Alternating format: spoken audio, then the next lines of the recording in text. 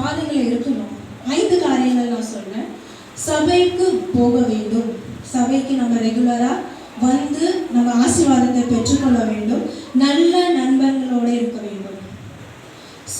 சமுதாயத்தில் ஜெபிக்க வேண்டும். குடும்ப ஜெபம் அதிகம், ரொம்ப இம்பார்ட்டன்ட். குடும்பமாக நம்ம கர்த்தரை ஆராதிக்க வேண்டும். கர்த்தருடன் நேரத்தை செலவிட வேண்டும். இதுதான் ஆண்டவர் வந்து ரொம்ப எதிர்பார்க்கறது என்ன தெரியுமா? Spending time with God.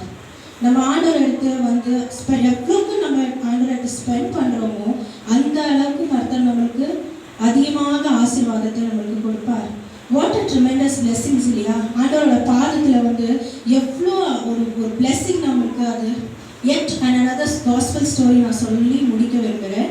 அப்புறம் பிஃபோர் கர்த்தர் வந்து சிலுவையில் அறையறதுக்கு முன்பதாக மேல் அறை ரூமில் வந்து டிசைபிள்ஸ்க்கு வந்து அவர் சர்வன்ட் ரூட் வந்து பற்றி வந்து அவர் he was teaching a lesson of a servanthood by washing his feet. நம்ம இது யோவான் 13வது அதிகாரத்தில் 1-17 வரை பார்க்குறோம். ஆண்டவரே வந்து இறங்கி, அவர் எவ்வளோ பெரிய தேவன், அவரே இறங்கி சீஷர்களோட கால்களை வாஷ் பண்ணுறது நம்ம பார்க்கிறோம். அதே போல் நம்மளும் காணப்பட வேண்டும்.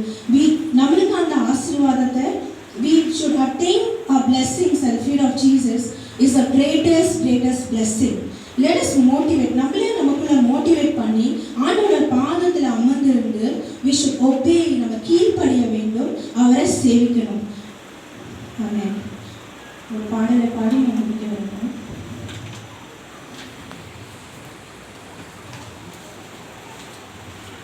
எழுதி நிற்போமா?